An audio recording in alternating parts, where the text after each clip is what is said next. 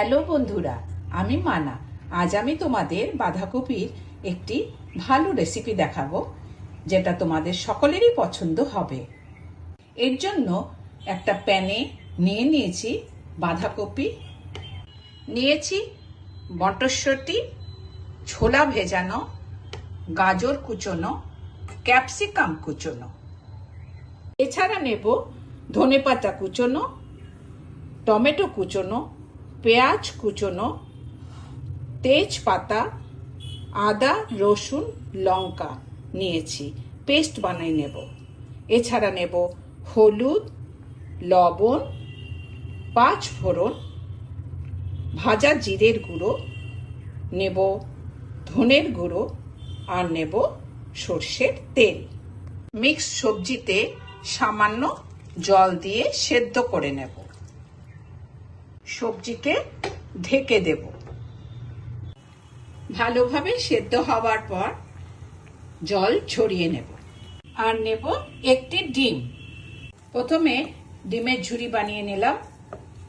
আমি একটা ডিম দিয়েছি অল্প সবজির জন্য, তোমরা বেশি সবজি হলে বেশি ডিম দিতে পারো।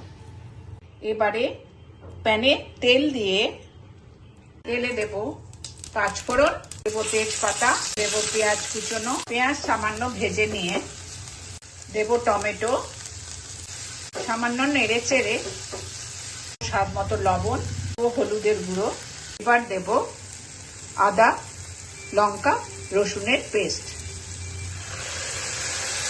এবার দেব ভাজা জিরের গুঁড়ো, ধনে গুঁড়ো। এবার দেব সবজি সেদ্ধ। 5 মিনিটের জন্য ঢেকে দেব মাছ করে। আর নেব নিজে হাতে বানানো গরম মশলার গুঁড়ো। জল শুকিয়ে এসেছে, এবার দেব গরম মশলা গুঁড়ো, দেব ধনে পাতা, দেব ডিম ভুজিয়া আর ডিমের ঝুড়ি দিয়ে ভালোভাবে নেড়ে চেড়ে নামিয়ে নেব। বাঁধাকপির এই রেসিপিটি ভাত, রুটি, পরোটা সকলের সাথে খেতে খুবই ভালো লাগে। আমার ভিডিওটি ভালো লাগলে অবশ্যই কমেন্ট করো, লাইক করো, সাবস্ক্রাইবও করো।